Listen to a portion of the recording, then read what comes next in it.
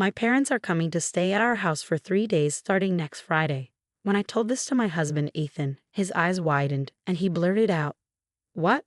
I don't want them to stay here. It'll be too tiring and crowded." I froze, staring at him. What? Don't just say things like that out of the blue. Do you really have no common sense? Something snapped inside me when I heard his words. What about you, Ethan? You always tell me on the very morning your parents are coming and leave everything to me to take care of them. Too tiring and crowded? That's exactly how I feel every time they visit. It's not your place to lecture me about common sense. Ethan's face turned red and he started yelling. I'm Clara, a 35-year-old homemaker. My husband Ethan and I have been married for 5 years. We live together with our 5-year-old daughter Lily, who was born soon after our marriage. Life is generally normal, and I'm happy watching Lily grow up so well. Recently, I found even more happiness. We moved into our dream home. It's spacious, beautiful, and has the perfect kitchen. I work from home and finally have my own quiet office where I can focus. My daily life is comfortable and fulfilling, but everything turns into chaos whenever Ethan's parents come over. My parents are coming over today, so please take care of them, Ethan said as he was heading out for work. Today? Again? I asked, my voice rising. Do you have any idea how often they come? They were just here last week. Ethan's tone hardened. What's with that attitude? I'm fulfilling my duty as their son. You should cooperate a little. Your duty? You mean inviting them here and leaving me to handle everything?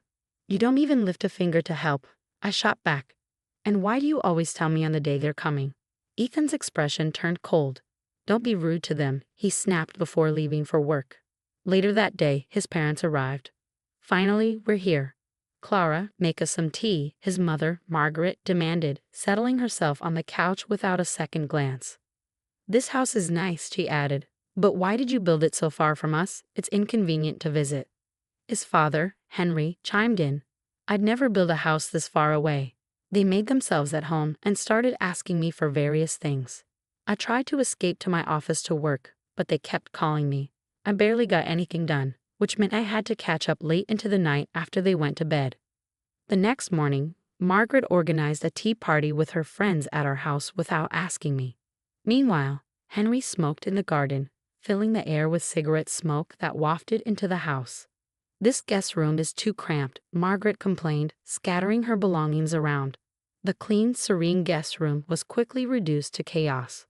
The worst part was how they treated Lily. Most grandparents dote on their grandchildren, but not Margaret and Henry. When Lily asked them to play, they brushed her off. We're too busy, Margaret said dismissively. One day, when Lily was playing in the garden, Henry yelled at her, You're in my way. Stop bothering me. Lily came running to me in tears. After that, she refused to go near them, instead hiding in my room whenever they visited. Mommy, can I stay here while they're here? She would whisper, clutching her favorite book. Her fear and sadness broke my heart. I confronted Ethan that night. Ethan, I don't want your parents coming over every week. It's too much. And they're mean to Lily. She's scared of them. What do you mean? He asked, incredulous. Dad's allowed to enjoy his cigarette time without interruptions. Lily needs to learn not to get in his way. What? Are you serious? She's just a child. You should talk to your father about his behavior. Ethan frowned. You're supposed to teach her manners, Clara. This is on you. Are you saying it's my fault? I asked, stunned. Of course. You're a housewife. You should focus on running the house properly and raising Lily better. You're barely doing your job. I couldn't believe what I was hearing. I work too, Ethan. I contribute financially. Work from home, he scoffed. You don't even make much. Stop acting so entitled.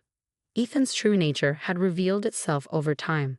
Before we built this house, his parents rarely visited and life was smoother. But now, with the constant invasions and his lack of support, my happy life felt like it was slipping away. Margaret and Henry continued to take over our home during their visits. I was drowning in the stress of managing everything. Their demands, Lily's unhappiness, and Ethan's cold indifference. The house I had dreamed of now felt more like a cage. Little did I know, this was only the beginning of a battle I would have to fight. As the weeks passed, the situation grew unbearable. Ethan's parents came over unannounced. took over the house and left me feeling powerless. Lily's once bright and cheerful demeanor dimmed, and I could no longer ignore the impact it was having on her.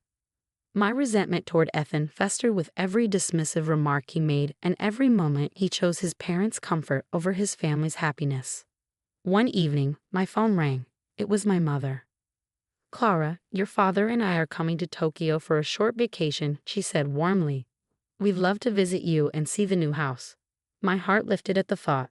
"That's wonderful. When are you planning to come?" "Next Friday. Is that okay?" she asked. I hesitated, knowing Ethan's reaction wouldn't be pleasant. But then I thought about how he never hesitated to bring his parents over and how I deserved the same courtesy. "Of course," I said, determined.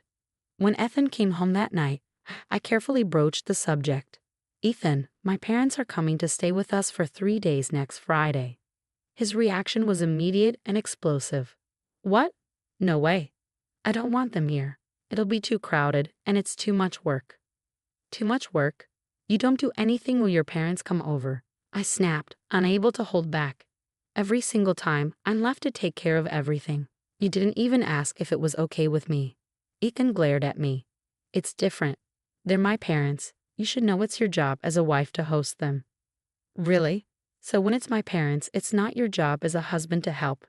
"You're unbelievable, Ethan," I said, my voice trembling with anger. "Don't start this again," he muttered. "Tell your parents to stay at a hotel." That was the breaking point. "Fine," I said coldly.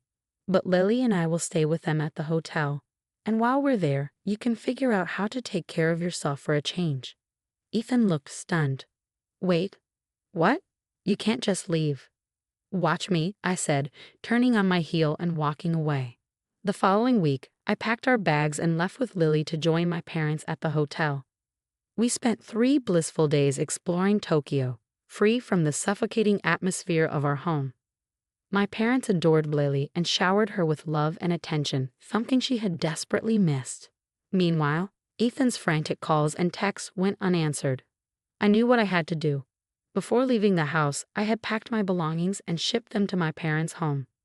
I also left the divorce papers on the kitchen table, neatly signed and ready. Ethan would know I was serious this time. When I finally answered one of his calls, his voice was filled with anger and panic. "Clara, what is this? Divorce papers? You can't be serious." "I'm completely serious," I replied. "I won't live like this anymore, Ethan. I deserve better, and so does Lily." "You're being ridiculous," he shouted. "You can't just leave me like this."